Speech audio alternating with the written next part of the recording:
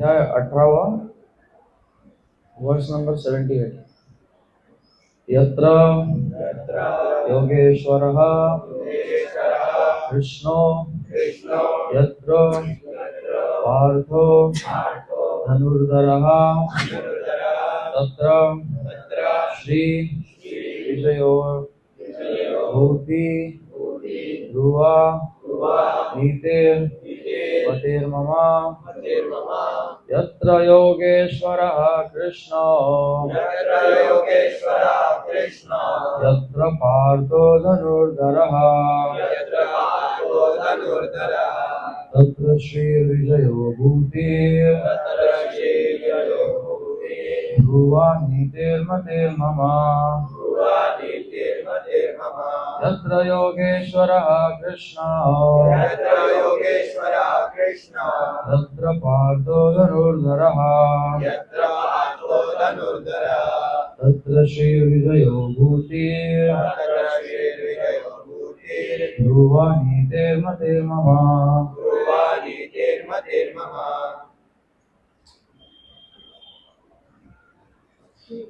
Synonyms: yatra, where, Yogeshwaraha, the master of mysticism, Krishna, Lord Krishna, yatra, where, Parthaha, the son of Pritha, Dhanurdharaha, the carrier of the bow and arrow, Tatra, there, Shri, opulence, Vijaya, victory, Bhutihi, exceptional power, Dhruva, certain, Nitihi, morality, Mati Mama, my opinion. Translation and purport by His Divine Grace, A.C. Bhaktivedanta Swami Prabhupada. Wherever there is Krishna, the master of all mystics, and wherever there is Arjuna, the supreme archer, there will also certainly be opulence, victory, extraordinary power, and morality. That is my opinion. अनुवाद एवं तात्पर्य श्रील प्रभुपाद द्वारा। जहाँ योगेश्वर कृष्ण है और जहाँ परम धनुर्धर अर्जुन है, वही ऐश्वर्य, विजय, अलौकिक शक्ति तथा नीति भी निश्चित रूप से रहती है, ऐसा मेरा मत है। तात्पर्य: भगवद गीता का शुभारंभ धृतराष्ट्र की जिज्ञासा से हुआ। वह भीष्म, द्रोण तथा कर्ण जैसे महारथियों की सहायता से अपने पुत्रों की विजय के प्रति आशावान था। उसे आशा थी कि विजय उसके पक्ष में रहेगी। लेकिन युद्ध क्षेत्र के दृश्य का वर्णन करने के बाद संजय ने राजा से कहा, आप अपनी विजय की बात सोच रहे हैं, लेकिन मेरा मत यह है कि जहाँ कृष्ण तथा अर्जुन उपस्थित है, वही संपूर्ण श्री होगी। उसने प्रत्यक्ष पुष्टि की कि धृतराष्ट्र को अपने पक्ष की विजय की आशा नहीं रखनी चाहिए। विजय तो अर्जुन के पक्ष की निश्चित है, क्योंकि उसमें कृष्ण है।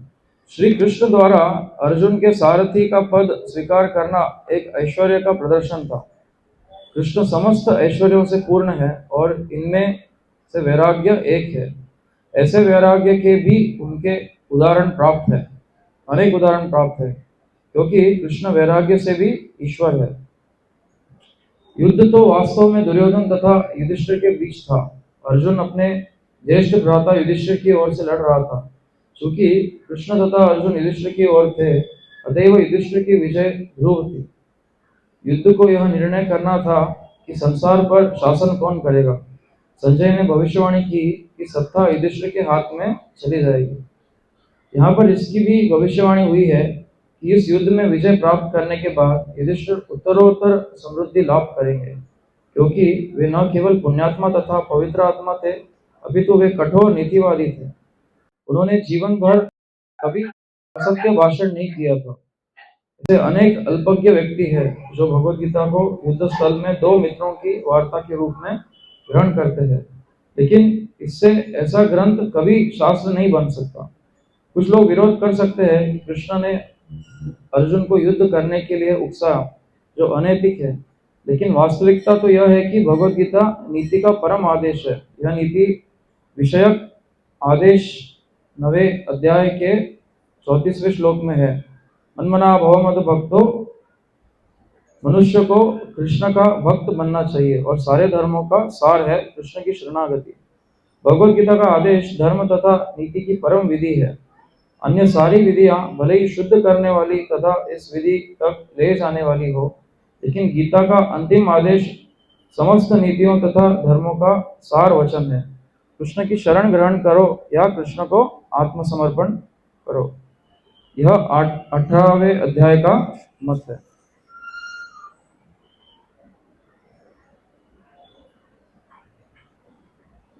ओम अज्ञानतिमिरन्धस्य ज्ञानाञ्जनशलाकया चक्षुरुन्मिलितं येन तस्मै श्रीगुरवे नमः। जय श्री कृष्ण चैतन्य प्रभु नित्यानंद, श्री अद्वैत गदाधर शिवासादि गौर भक्तवृंद। हरे कृष्णा कृष्णा कृष्णा हरे हरे, हरे राम राम राम हरे हरे। हरे कृष्णा कृष्णा कृष्णा हरे हरे, हरे राम राम राम हरे।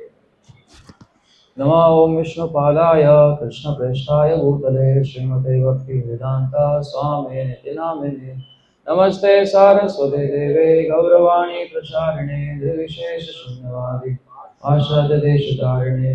जय श्री कृष्ण चैतन्य प्रभु नित्यानंद, श्री अद्वैत गदाधर शिवासादि गौर भक्तवृंद। हरे कृष्णा कृष्णा कृष्णा हरे हरे, हरे राम राम राम हरे हरे। हरे कृष्णा।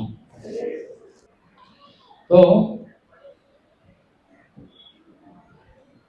आज तथाकथित योगा दिवस है ना? तो सभी जगहों पे हम लोग देख रहे हैं, बहुत सारे लोग अलग अलग योगासन सब प्रैक्टिस कर रहे हैं। लेकिन वो जो योगा है, योगा का असली अर्थ क्या होता है? भगवान से वापस जुड़ना, रीयूनियन, उसको बोलते हैं योगा। तो जो आसन है वो तो केवल एक उसका छोटा सा भाग है, 5% है बोल सकते हैं। एक्चुअली ऐसे आसनों को प्रैक्टिस करके बहुत लंबे समय तक ध्यान करके फिर सभी लोगों के हृदय में भगवान जो परमात्मा रूप में स्थित है उनके ऊपर हमको ध्यान करना होता है। और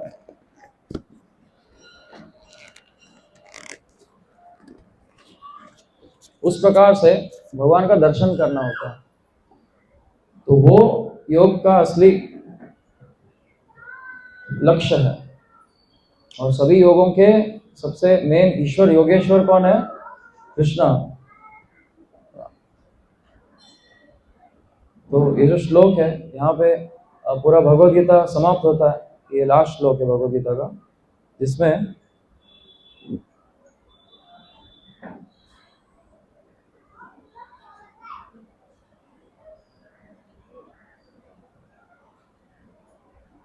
संजय धृतराष्ट्र को बता रहे हैं कि जहां पर भी कृष्ण होंगे, यत्र योगेश्वर है कृष्ण। कृष्ण कौन है? वो योगेश्वर है।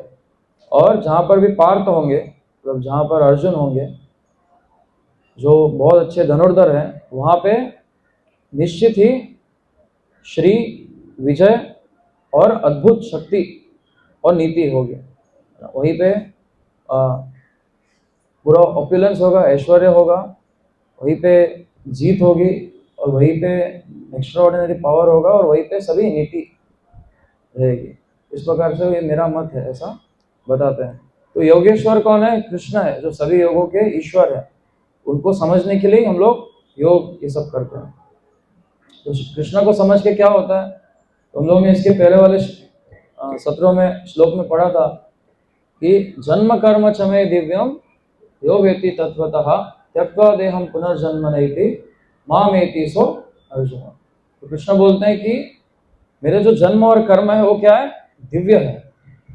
तो इन दिव्य जन्म और कर्मों को जो समझते हैं, जन्म कर्म च मे दिव्यम यो वेति तत्वतः, जो इसको तत्वतः समझते हैं, उसको क्या होता है?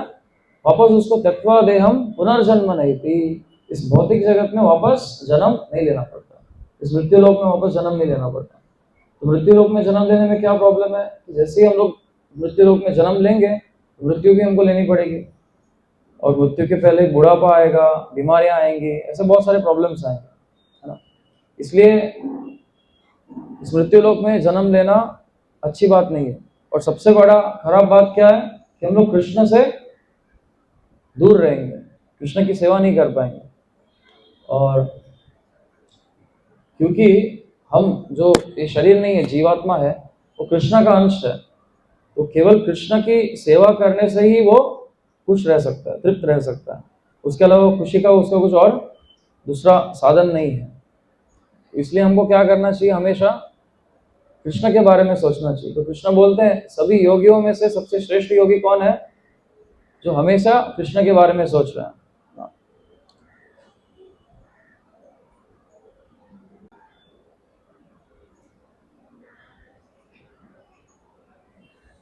योगिनाम अपि सर्वेषां मदगतनान्तरात्मना श्रद्धावान भजते यो माम समय युक्त तमोमता।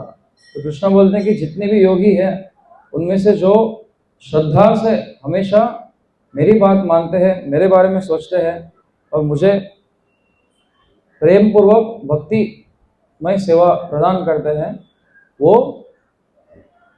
सबसे ज्यादा अच्छा योगी है और सबसे श्रेष्ठ है ना। ये भगवान बोलते हैं, दैट इज माय ओपिनियन। तो योगियों में सबसे श्रेष्ठ योगी कौन है, जो हमेशा कृष्ण के बारे में सोचे। और वही कृष्ण 9वें अध्याय के एंड में अर्जुन को बोलते हैं कि मन मना भव मद भक्तो, मेरे बारे में सोचो, मेरे बारे में सुनो, है ना, मुझे प्रणाम करो। मन मना भव मद भक्तो मद याजी माम नमस्कुरु, है ना। ऐसे करने से आप मेरे पास आओगे। देखो ये चैप्टर नंबर 9 में 9वें अध्याय में भगवद गीता के लास्ट श्लोक में कृष्ण क्या बोल रहे हैं, मन मना भव मद भक्तो मद्याजी माम नमस्कुरु माम एवश्य युक्तो एवं आत्माना मत परायणः, कि हमेशा मेरे बारे में सोचो, मन मना मेरे भक्त बनो, मेरी पूजा करो, मुझे नमस्कार करो। इस प्रकार से तुम निश्चित रूप से मेरे पास आओगे। और यही चीज ये 9वें अध्याय में बता रहे हैं, यही चीज कृष्ण 18वें अध्याय में वापस बोलते हैं।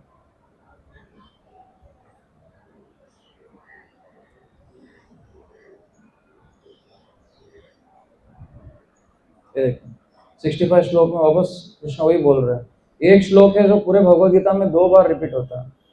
पहले वो 9वें अध्याय में बताते, सब कुछ समझाते किस प्रकार से वो परम पुरुषोत्तम, पूर्ण पुरुषोत्तम भगवान है, परम सत्य है।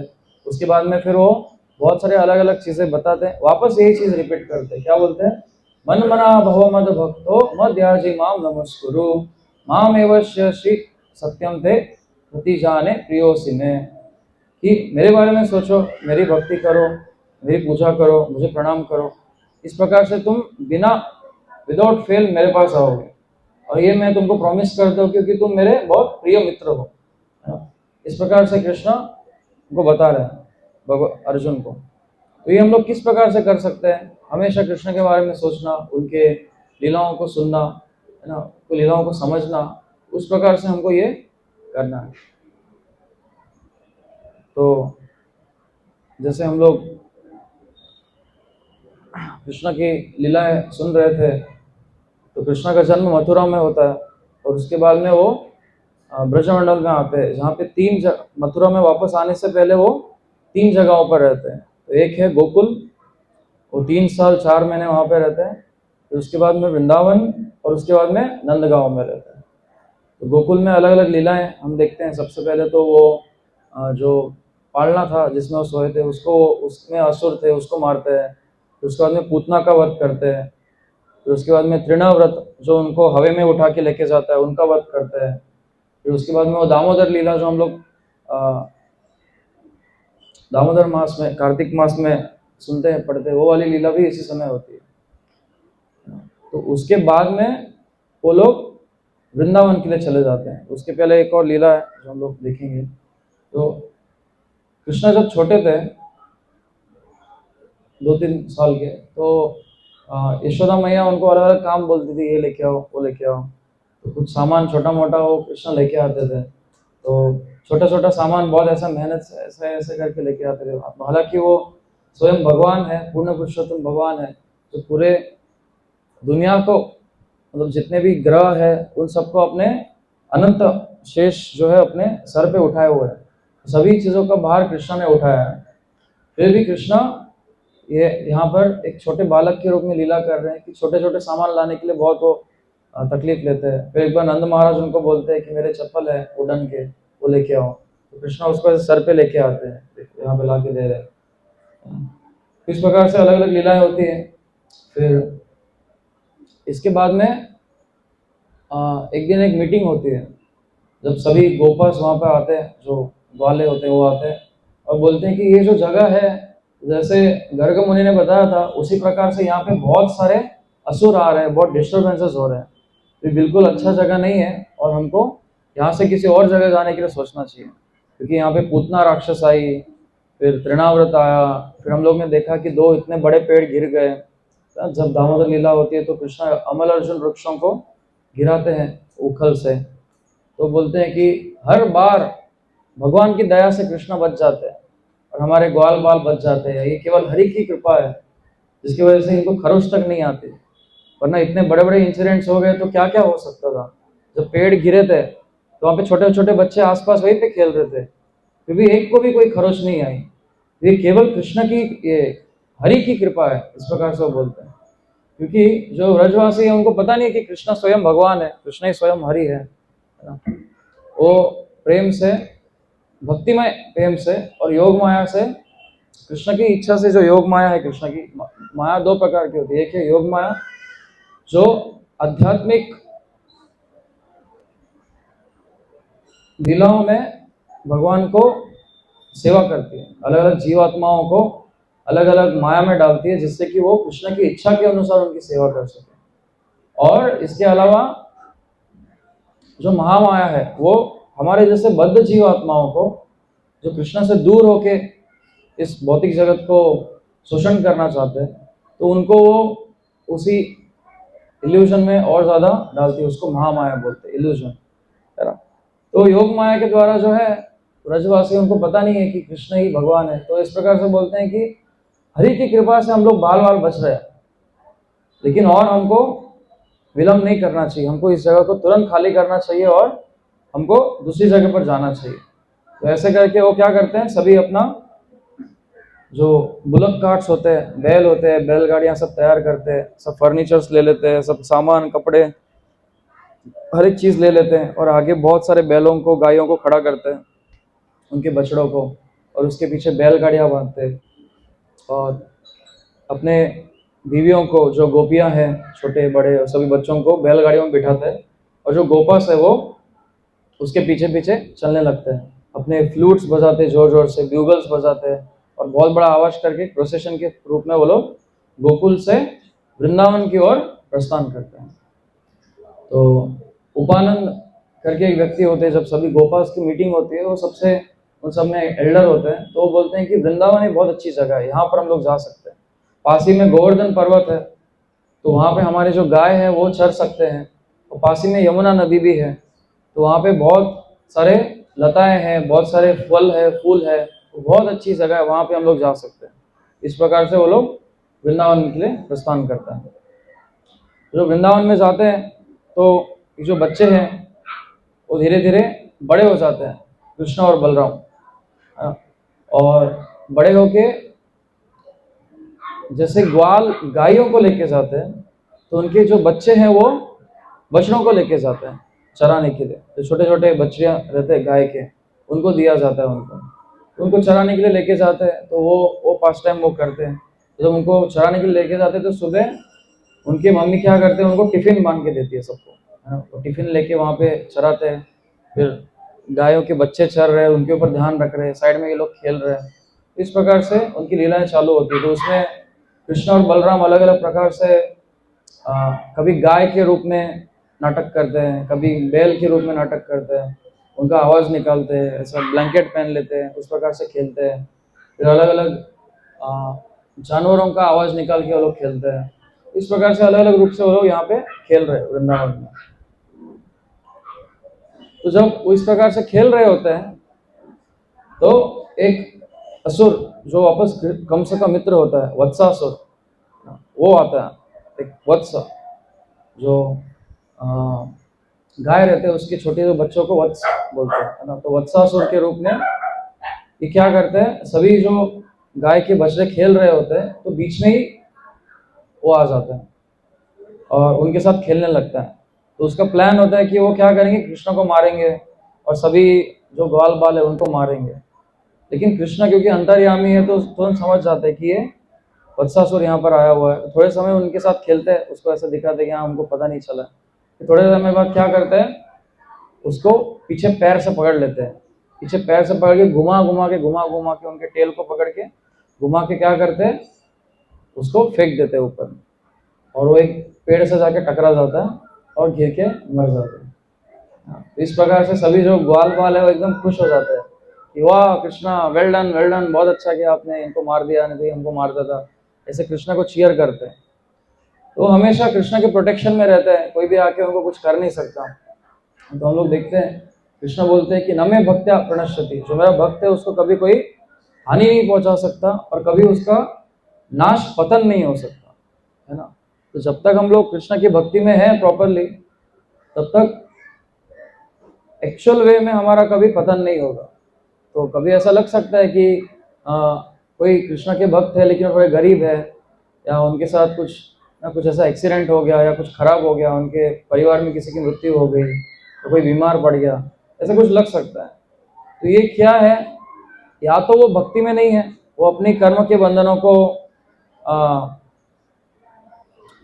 जो उनके पाप है उसको भुगत रहे, तो प्रॉपर भक्ति में है ही नहीं। या तो वो भक्ति में आए हैं लेकिन उनके लिए, उनके भक्ति के लिए ज्यादा अच्छा है कि कुछ पाप वो भुगते हैं। तो कृष्ण क्या करते हैं, जानबूझ के वो जो उनके पाप है वो उसको रख देते हैं, ताकि वो उस समय में उस पाप को भुगतेंगे तो उनकी जो भक्ति और अच्छे से बनी रहेगी, इसलिए उनको वो भुगतने देते हैं। तो हमको समझना है कि कुछ भी जो भी हो रहा है वो अगर हम लोग सभी जैसे गुरु साधु शास्त्र के अनुसार सभी नियमों का अगर हम लोग पालन करें तो जो भी हो रहा है वो हमारे भक्ति के अच्छे के लिए ही होता है। ऐसा तो कभी भी डिवोटी का फॉल डाउन नहीं होता है। इस प्रकार से कृष्णा प्रोटेक्ट करते हैं अपने डिवोटीज को, और उस प्रकार से वो खेल रहे होते हैं अलग अलग तरीके से। जैसे अभी इसमें देख रहे हैं कि कृष्णा जो है वो एकदम छोटे बच्चे के रूप में सभी ग्वाल बालों के साथ खेल रहे हैं, आंख बंद करके उनके ऊपर विश्वास कर रहे हैं। उसमें वो चुपके से उनको खाने की जगह पे फूल खिला रहे हैं और हंस रहे सब लोग कि कृष्णा फूल खाएंगे, और कृष्णा फूल खा भी लेते हैं। तो इस प्रकार से कृष्णा उनके साथ खेल रहे हैं छोटे बच्चे के जैसे।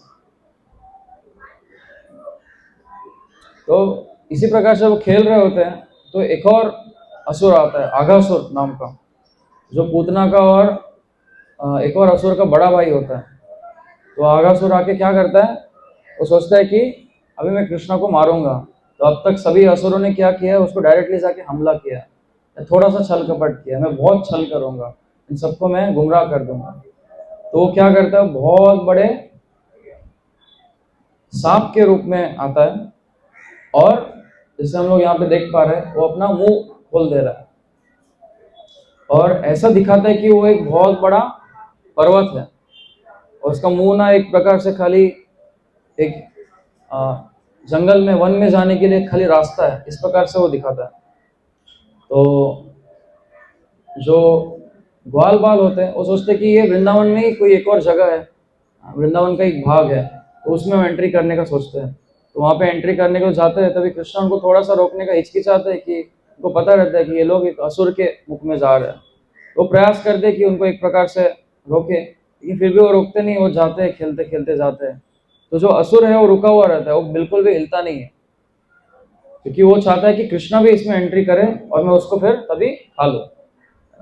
तो हिलता ही नहीं है, वो रुका हुआ रहता है। तो थोड़े समय बाद जब कृष्णा उसके अंदर जाते हैं तो तुरंत उनको खाने के लिए अपना मुंह बंद करने जाता है। तो जैसे ही मुंह बंद करता है तो उसको सांस लेने में तकलीफ होने लगता है, क्योंकि कृष्णा क्या करते हैं, अपने आप को वहां पे बहुत बड़ा करते हैं और उनके शरीर से जो आध्यात्मिक कांति आ रही है उससे भी उनको गर्मी होने लगती है वो असुर को। तो इस प्रकार से कृष्णा अपने आप को और बड़ा कर रहे हैं और उनका जो मुंह है उसको पूरी तरीके से ऐसा करके तोड़ देते हैं। इस प्रकार से फिर असुर का मृत्यु हो जाता है।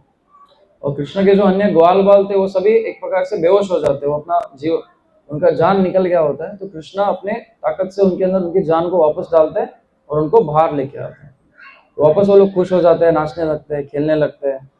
और इस प्रकार से फिर दिन के एंड में वो लोग घर पे आते हैं। जब घर पे आते हैं तो उनको गोपियाँ नहलाते हैं, उनको अच्छे से तिलक लगाते हैं, उनकी बॉडी को अलग अलग दागिनों से और उनको सजाते हैं और वापस उनको खेलने के लिए भेज देते हैं। इस प्रकार से कृष्ण और बलराम बहुत सारे अलग अलग लीलाएं कर रहे हैं छोटे बच्चों के रूप में। तो फिर एक और दिन जब वो खेलने जाते हैं तो क्या होता है, वो यमुना में पानी पी रहे होते हैं। तो सभी काल्स को, जो बछड़े हैं, उनको पानी पीने के लिए भेज देते हैं और उनके पानी पीने के बाद सभी गोपास भी वहाँ पे पानी पी रहे होते हैं। तो उसी समय एक बदक के रूप में एक बकासुर करके आता है, असुर रहता है ना, वो बदक का रूप धारण करके आता है। तो वो क्या करता है, वो आके उनको खाने के लिए प्रयास करता है। तो कृष्णा क्या करते हैं, उसको पकड़ के उसका जो बीक है, ये इसको जैसे समझो एक घास का एक पत्ती, घास की पत्ती को कितना तकलीफ होता है तोड़ने के लिए, आसानी से हम लोग तोड़ सकते हैं। तो घास की पत्ती के समान उसके ये जो बीक को है ऐसा खींच के उसको मार देता है। तो सभी ग्वाल बाल वापस खुश हो जाते हैं कि कृष्णा ने उनको बचा लिया इस असुर से, है ना। इस प्रकार से अलग अलग लीलाएं कर रहे होते हैं। तो एक दिन फिर वो क्या करते हैं कि रोज के तरीके से लंच बॉक्सेस लेके जाते हैं। तो सभी कृष्णा और सभी जितने भी सखा है और जो अपने अपने घर से लेके आए, तो सभी एक दूसरे से बांट के खाते हैं। और जो बैठे रहते हैं तो इस प्रकार से बैठते हैं कि वो हमेशा कृष्णा को देख सके। सभी लोग पूरा गोल करते हैं और कृष्णा को बीच में बिठाते हैं और वो अपना खाना कृष्णा को देखते देखते हुए, कृष्णा के मुखमंडल का दर्शन करते हुए अपना खाना खाते हैं और उनको बहुत आनंद होता है। सब लोग कृष्णा को देखना चाहते हैं। कभी कभी वो खेलते रहते हैं तो खेलते खेलते ऐसा करते हैं कि कृष्णा समझो आगे चले गए, तो ये जो बाकी ग्वालास है वो क्या करते हैं, कृष्णा को पहले कौन जाके हाथ लगाएगा, ऐसा सब कंपटीशन लगाते हैं। फिर भाग भाग के जाते हैं, उनके अंदर बहुत बहुत कंपटीशन, बहुत फियर्स कंपटीशन होता है, कौन पहले कृष्णा को हाथ लगाएगा। तो फिर एक जन जाके कृष्णा को हाथ लगा लेते हैं, बहुत खुश हो जाते हैं। इस प्रकार से अलग अलग वो लोग लीलाएं कर रहे होते हैं। तो एक दिन यहाँ पे बैठ के इसको बोलते हैं कि एक वॉल ऑफ लोटस फ्लावर, मतलब जो लोटस फ्लावर होता है उसके बीच में जो ये होता है उसके समान कृष्णा यहाँ पे बीच में बैठे और ये सभी पंखुड़ियों के रूप में बैठे हुए हैं। सभी कृष्णा का दर्शन कर रहे हैं, बहुत खुशी से प्रसाद पा रहे हैं। तो यहाँ पर अगर हम लोग देखेंगे तो ऊपर एक व्यक्ति दिखाई दे रहा है हमको, ये पता है कौन है?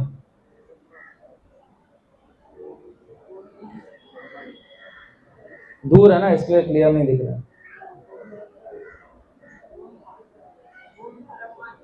हाँ, ब्रह्मा। कौन है? ब्रह्मा।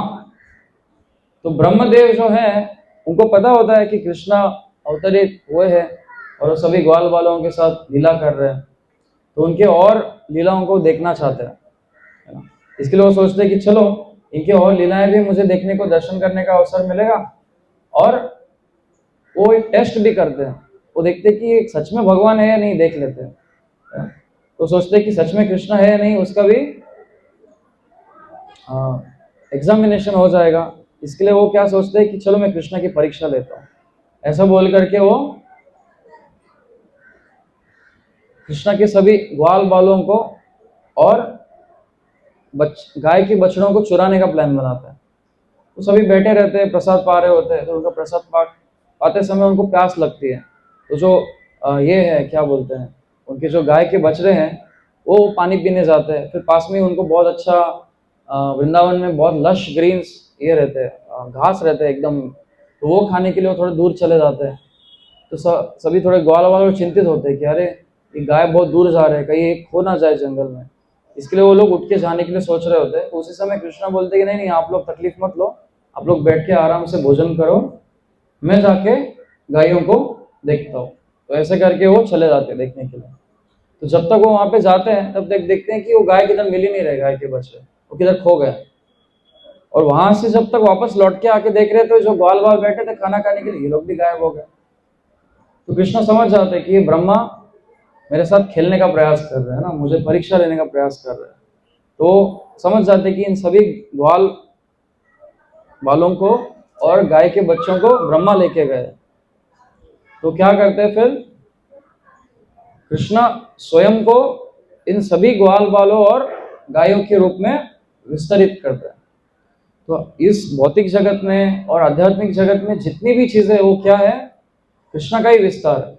कृष्ण के दो प्रकार से विस्तार होते हैं, एक है अंतरंगा और दूसरा है कि एक प्रकार से एक्सटर्नल विस्तार। तो स्वयं प्रकाश और दूसरा होता है एक्सटेंडेड। तो एक होता है पर्सनल एक्सपांशन। पर्सनल एक्सपांशन मतलब क्या, जो कृष्ण के अलग अलग अवतार है ना, विष्णु रूप है, वो सब कृष्ण के पर्सनल एक्सपांशन है। बलराम है, इससे कृष्ण एंजॉय करते हैं। और अन्य जो शक्तियां हैं और जो जीवात्मा है वो क्या है, कृष्ण के एक्सटेंडेड एक्सपांशन है। वो कृष्ण को एंजॉयमेंट प्रोवाइड करते हैं, है ना।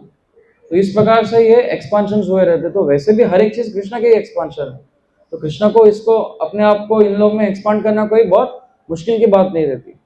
तो जनरली कैसा होता है, सभी शक्तियां कृष्ण के एक्सपांडेड होते हैं, तो कृष्ण का एक लोकलाइज फॉर्म होता है जिसको परमात्मा बोलते हैं। तो भले ही बाकी सभी चीजें कृष्ण की एनर्जी है, लेकिन हर एक चीज के साथ वापस कृष्ण का परमात्मा अंश भी एक्सपांडेड रहता है। तो अलग अलग जीवात्मा होते हैं और हर एक जीवात्मा के साथ उस शरीर में परमात्मा भी स्थित होता है। तो ये साधारण स्थिति है। लेकिन अभी क्या कर रहे हैं, अभी कृष्णा विष्णु रूप को ही एक्सपांड कर रहे हैं। तो ये जितने भी ग्वाल बाल है ये सब लोग ब्रह्मा के लोक में चले गए। तो यहाँ पे क्या किया, कृष्ण ने अपने आप को विष्णु के रूप में एक्सटेंड किया। मतलब ये शरीरों में केवल कृष्ण ही है, इसमें कोई जीवात्मा नहीं है अभी। ये सब कृष्ण के पर्सनल एक्सपांशन है ना। तो 1 साल तक ये चालू रहता है। और इस प्रकार से ये जो भी है, जितने भी कथाएं हैं, ये कौन, परीक्षित महाराज को सुखदेव गोस्वामी बता रहे हैं। तो सुखदेव गोस्वामी बोलते हैं कि आगासुर को मार देते हैं, लेकिन आगासुर को मारने के बाद में उसको जो मारा हो, जैसे अभी डेली क्या होता था, कृष्ण जिसको भी असुर को मारते थे, जो भी वो लोग खेलते थे, घर पे आके सभी लोग उसी की चर्चा करते रहते थे। सभी जो ग्वाल बाल है अपने माताओं को बताते थे, गोपियों को बताते थे कि इस प्रकार से आज कृष्ण ने ये किया, आज बलराम ने ये किया। तो उस दिन क्या होता है कि वो लोग आगासुर के बारे में कोई बात ही नहीं करता कि आगासुर को किस प्रकार से मारा था। 1 साल बाद 5 साल के होते हैं कृष्ण जब ये होता है। तो 1 साल बाद जब कृष्ण 6 साल के होते हैं, तो उस दिन एक दिन शाम को आगासुर को जो मारा था उसका एकदम एग्जैक्ट डिस्क्रिप्शन इस प्रकार से बताते हैं कि जैसे कि आज ही मारा हो। तो आगासुर को आज मारा, 1 साल बीत गया, 1 साल तक कुछ भी नहीं बता।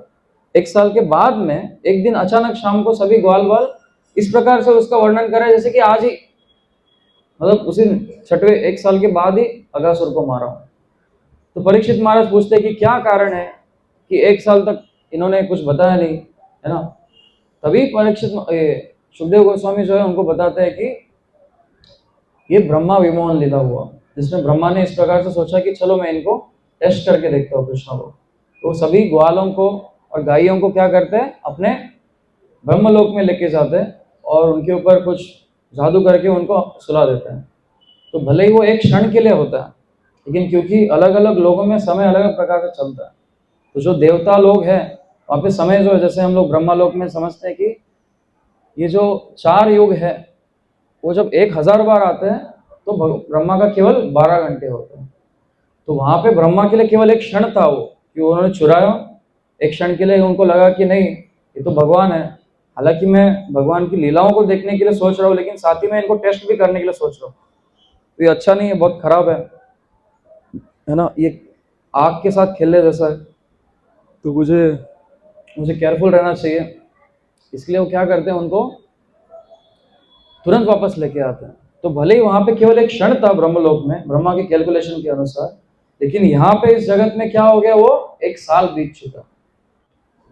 तो इस प्रकार से अभी क्या हुआ है, कृष्णा स्वयं पर्सनल एक्सपांशंस बने, सभी गोपास जो है वो कृष्णा ही है।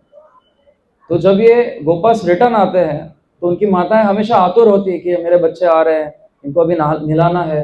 लेकिन अभी आज जब ये कृष्णा स्वयं गोपों का रूप धारण करके आए हैं, तो क्या हो रहा है, ये माताओं को और ज्यादा उनके प्रति प्रेम उत्पन्न हो रहा है।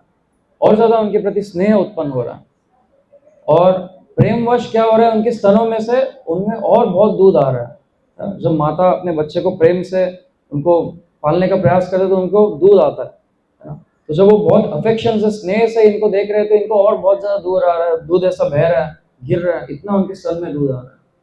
तो उनको लेके आते हैं, उनको अच्छे से नहलाते हैं, और उसके बाद में एक बार ऐसा होता है कि जब कृष्णा और ग्वाल बाल छोटे बछड़ों को गोवर्धन के पास लेके जाते हैं नीचे चराने के लिए, तो जो बड़े गाय होते हैं, तो बड़े ग्वालास क्या करते हैं, बड़े गायों को चराने के लिए लेके जाते हैं।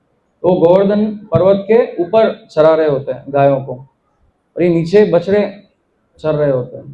तो ऊपर से जब गाय बछड़ों को देखते हैं तो हालांकि उनके ही बछड़े हैं, लेकिन वो बहुत ज्यादा उनको अफेक्शन आ जाता है, तुरंत भाग के आने के लिए प्रयास करते हैं। और जैसे ही भाग के आने को देखते हैं तो जो ग्वाल है वो क्या करते हैं, उनको रोकने का प्रयास करते हैं।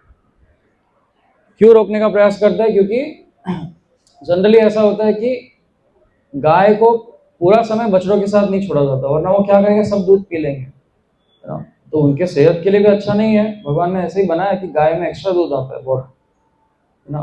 तो वो बच्चों की सेहत के लिए भी अच्छा नहीं है, और एक प्रकार से वो पूरा दूध पी लेंगे तो फिर ये जो ग्वाल है इनके लिए कुछ बचेगा नहीं दूध, है ना। उनको रोकने का प्रयास करते हैं, लेकिन वो रोक ही नहीं पाते, क्योंकि इनके अंदर वो अपने बछड़ों के प्रति बहुत स्नेह बढ़ गया है। क्यों स्नेह बढ़ा है? क्योंकि वो कृष्णा स्वयं है ना, जो भी बछड़े हैं कृष्णा वो बछड़ों के रूप में वहां पे है, उनको देख के बहुत उनके अंदर स्नेह बढ़ जाता है, वो सभी गाय ऊपर से नीचे भाग के आ जाते हैं। और ये जो ग्वाल है वो बहुत गुस्से में हो जाते हैं, क्योंकि फेल हो गया ना, वो इनको रोकने का प्रयास कर रहे थे, वो फेल हो गया उनसे, तो बहुत गुस्से में रहते हैं, बहुत चिढ़ गए होते हैं। तो चिढ़ के ऊपर से नीचे आते हैं, लेकिन जैसे वो नीचे आता है उनके बच्चों को देखते हैं, उनका सभी गुस्सा अचानक से गायब हो जाता है। तो उनको प्यार करने लगते हैं, है ना, उनको पास में लेते हैं, आलिंगन करते हैं, खुश हो जाते हैं, उनके साथ खेलने लगते हैं। तो इस प्रकार से अभी बलराम भी देख रहे थे कि एक साल बीतते आया, वो देख रहे कि जो नेचुरल लोगों को, सभी लोगों को कृष्ण के प्रति जो प्रेम था, उतना ही प्रेम इन सभी लोगों को अपने अपने बच्चों के प्रति आ रहा है, और एक ग्वाल, एक छोटे बच्चों के प्रति आ रहा है। कोई साधारण बात नहीं है। वो सोचते हैं कि या तो ये कोई देवता है, या तो कोई बहुत बड़े ऋषि हैं जिन्होंने बहुत तपस्या की है, लेकिन उतना भी वो भी नहीं हो सकते, क्योंकि इतना प्रेम तो किसी के प्रति नहीं आएगा। फिर वो पता करते हैं कि कहीं ना कहीं ये कौन है, ये कृष्णा के ही एक्सपांशन है। तो फिर कृष्णा को जाके पूछते हैं कि ये क्या है, मैं समझ सकता हूँ कि आपके एक्सपांशन से क्या हो रहा है, तो मुझे बताओगे थोड़ा, ऐसा क्यों हो रहा है? तब कृष्णा उनको बताते हैं कि इस प्रकार से ब्रह्मा क्या कर रहे हैं, बछड़ों को और गाय को लेके गए वहां पे मुझे टेस्ट करने के लिए, तो मैंने अपने आप को सब में एक्सपांड किया है, और अभी वो आते ही होंगे ऐसा। तो इस प्रकार से सभी जितने भी वृंदावन वासी थे, उनको इच्छा थी कि वो कृष्ण को अपने पुत्र के रूप में सेवा करें। हालांकि वो अन्य दिन भी उनकी अलग अलग रूप से सेवा करते थे, लेकिन खुद के घर में वो पुत्र के रूप में उनकी सेवा नहीं कर पा रहे थे। तो वो उनकी जो इच्छा थी वो पूर्ण हो जाती है। सभी माताएं चाहते थे कि वो कृष्ण को स्तनपान कराए, सभी माताएं चाहते थे कि कृष्ण को नहलाए, उनको खिलाए। तो ये सभी रोज नहीं कर सकते थे ना, यशोदा मैया करते थे, वो थोड़ा हेल्प करते थे। और अन्य चीजों में कृष्ण को, जैसे वो कृष्ण कुछ खाने को चाहते हैं या कुछ चुरा रहे, तो उस प्रकार से कृष्ण की लीलाओं में उनको सेवा करते थे, लेकिन डायरेक्टली अपने बच्चे के रूप में नहीं कर पा रहे थे। तो कृष्णा उनको उस प्रकार से एक चांस भी देते हैं कि उनकी इच्छा पूर्ण कर देते हैं। तो सभी बहुत खुशी से उनको सेवा कर रहे होते हैं। तो उस समय ब्रह्मा जो है वो सभी उनको काफ्स को और इसको लेके वापस आ जाते हैं और कृष्ण से प्रार्थना करने लगते हैं। जब वो आते हैं तो देख रहे कि कृष्णा खाने को बैठे हैं प्रसाद। तो जिस प्रकार से हम लोग ने देखा था स्टार्टिंग में यहाँ पे कि कृष्णा बैठे हैं, उनके साथ सभी ग्वाल बाल बैठे हैं, तो यहाँ पर भी बीच में कृष्णा बैठे, उनके सभी ग्वाल बाल बैठे हुए होते हैं खाने के लिए। लेकिन जब ब्रह्मा आते हैं तो उनको सभी नारायण के रूप में दिखते हैं, चतुर्भुज विष्णु के रूप में दिखने लगते हैं जितने भी ग्वाल बाल बैठे हैं। तो समझ जाते हैं कि ये कोई साधारण नहीं, स्वयं पूर्ण पुरुषोत्तम भगवान है, और इन्होंने अपने विस्तार के रूप में इन सभी विष्णुओं को विस्तार करके उनको ग्वाल बाल के रूप में लीला करवा रहे हैं। तो इस प्रकार से उनसे वो प्रार्थना करने लगते हैं ब्रह्मा आके। तो ब्रह्मा की प्रार्थना है और आगे की जो लीला है वो हम लोग आने वाले सत्रों में सुनेंगे। तो ये है कृष्ण की लीला है, इनको बार बार सुनने से, इसको अच्छे से समझने से हमको हमारा शुद्धिकरण होता है, हमारी चेतना शुद्ध होती है, और वापस हमको इस भौतिक जगत में नहीं जन्म लेना पड़ता। हमारे जितने भी पाप है, जितने भी हमारे कर्म है, वो कम्प्लीटली डिस्ट्रॉय हो जाते हैं। तो ये कृष्ण की लीलाओं की मर्जी है, कृपा है, तो उसको हमको रेगुलरली सुनना चाहिए। हरे कृष्ण। किसी कुछ प्रश्न है? जी। हरे कृष्ण प्रभु। हरे कृष्ण। भगवत गीता के 18वें अध्याय के हाँ 78 श्लोक में अभी आप चर्चा कर रहे थे हाँ। कि यत्र योगेश्वर कृष्ण, हम्म तो इसका चर्चा कर रहे थे। बाद में आपने हम्म श्री का वर्णन किया, नीति का वर्णन किया हम्म और अन्य प्रकार दो और बताया। तो नीति क्या है, अनीति क्या है, उदाहरण से समझाइए। तो परम नीति यह है कि भगवान की सेवा, कृष्ण की सेवा। और परम अनीति यह है कि कृष्ण को छोड़ के इस भौतिक जगत में खुद को, कृष्ण को छोड़ के मजा करने का प्रयास करना। क्योंकि हम लोग भगवान के अंश है, कृष्ण के अंश है, तो अंश का सबसे पहला नीति, सबसे पहला धर्म होता है पूर्ण की सेवा करना। जैसे ये शरीर है, तो शरीर में समझो हाथ है, पैर है, इन सबका सबसे पहला धर्म क्या है? इस शरीर की सेवा करना। उसी प्रकार से क्योंकि हम भगवान के अंश है, तो हमारे लिए परम नीति क्या है? नीति यानी मोरालिटी, है ना, जो मॉरल होता है। तो हमारे लिए परम नीति क्या है कि हम लोग कृष्ण को जो भूल के बैठे हैं, हमारा कृष्ण के साथ जो संबंध है उसको कंप्लीटली भूल चुके हैं, उसको वापस याद करके वापस उसमें कैसे हम लोग स्थित हो सकते हैं, वो देखना, तो भगवान की सेवा करना। और परम अनीति क्या है? कृष्ण को भूल के बैठना, इसी भौतिक जगत में रहने का विचार करना। और जिस भी स्थिति में हम लोग हो, जिस भी धर्म में हम लोग हो, उस प्रकार से नीति अनीति बदलते जाती है। एक ब्राह्मण के लिए दक्षिणा ग्रहण करना नीति है, वो एक क्षत्रिय के लिए दक्षिणा ग्रहण करना नीति नहीं है, है ना।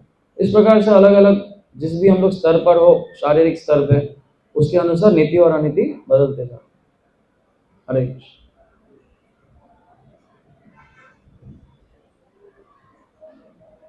और कुछ प्रश्न? हरे कृष्ण।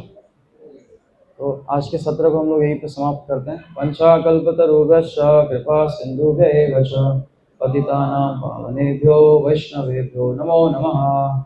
अनंत कोटि वैष्णव वृंद की जय। श्रील प्रभुपाद की जय।